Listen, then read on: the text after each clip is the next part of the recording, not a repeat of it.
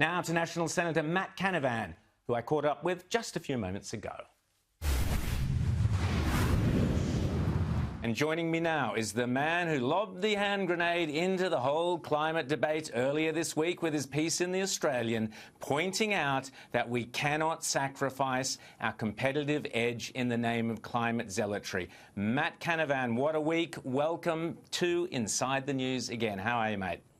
I'm great, Rowan. How are you, mate? Yeah, very good. So, Matt, are you reassured or not by the removal of Mark Butler and the appointment of Chris Bowen to the climate portfolio? Look, I'm not going to cry for Mark Butler. Mark has proposed incredibly radical action that would destroy industries and jobs in Australia over the past few years. He was vehemently opposed to that Adani Carmichael mine, which is employing thousands of people now in my area. So I'm not sad to see him go, but changing the players on your team doesn't automatically make you win matches. I'm not got great confidence that Chris Bowen is necessarily going to do the right thing by the workers of Australia.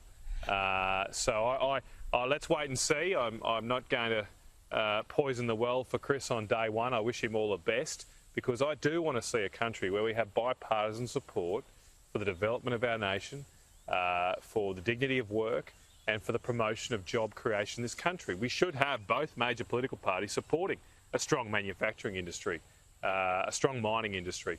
We haven't had that for the past few years. I hold out hope that maybe the Labor Party will see sense and one day actually stand up for workers again. Well, Matt, it's not only the Labor Party who needs to see sense. As was reported here on Sky yesterday by Andrew Clennell, Angus Taylor, the Federal Energy Minister, whom I'll be speaking to shortly, and Scott Morrison appear to have been totally shafted, if you like, not by Labor, but by New South Wales ultra-green Energy Minister, Liberal Matt Kean.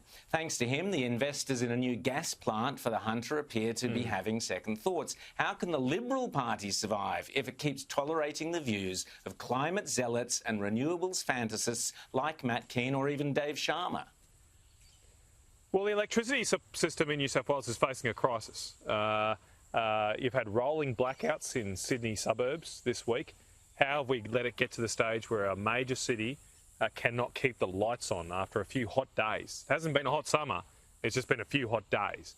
But we've had a unit down at Liddell, one of the 4 units is out because of a fault, and we desperately need reliable investment in power implemented. Now, it is a crisis, and I think that's an opportunity because, well, Matt Kean has deserted the field and decided to sit back and let 8,500 megawatts of coal-fired power disappear in the next 15 years and thinks everything will be okay.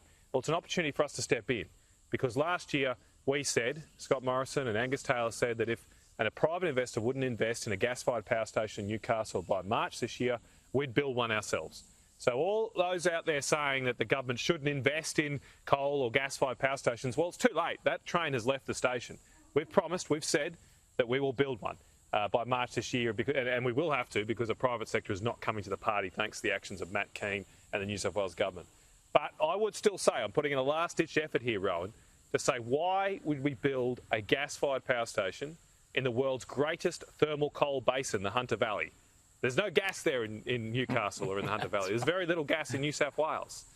Why would we not actually use the resources that are there, the world-beating resources that are there in thermal coal, and build a U-Butte, high-efficiency, low-emission coal-fired power station there to guarantee the future of the Tomago aluminium smelter and thousands of other jobs in our manufacturing industry?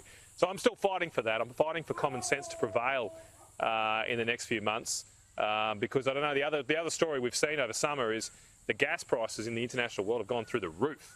And so we are tying our future to a gas market that we don't control, that we don't have an abundant resource in. And if the international markets push the price up, well, there goes our hope for a manufacturing industry. Matt, I said earlier in the show that we have this extraordinary competitive advantage over the rest of the world. We have this amazing black coal seam that runs right the way down our eastern seaboard, close to where we need it and very easy to mine, and yet we're ignoring it. Other countries don't ignore their natural resources. They take advantage of them. Matt, it strikes me that Joel Fitzgibbon seems to have more in common with many Nationals and Liberals than with the Labor Party. Is that a fair assumption? Well, I noticed Joel this week actually provided some supportive comments and said, oh, it would be good to have a private investor come and build a coal-fired power station, but he accused me and the Nationals Party of purveying false hope for people. So there's one difference between Joel Fitzgibbon and us and the Nationals Parties. We don't give up. I don't believe in giving up.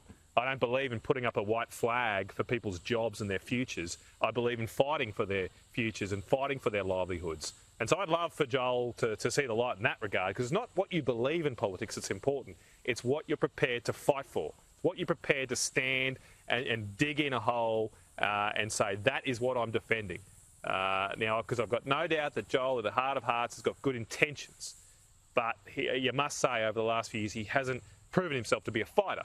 Before the last 2019 election, he wasn't putting up a fight to support coal jobs. He nearly lost his seat. So he had a bit of a road to Damascus, and suddenly now he supports coal jobs. But people want to know that you're with them when the chips are down, when the bullets are firing.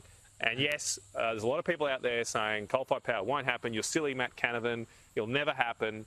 Well, as I say, I just don't believe in giving up on what's right.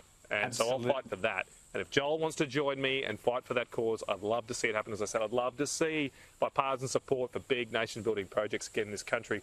But I'm not going to hold my breath. Matt Canavan, thanks for talking to Inside the News tonight. We'll see you soon. No worries, Rob.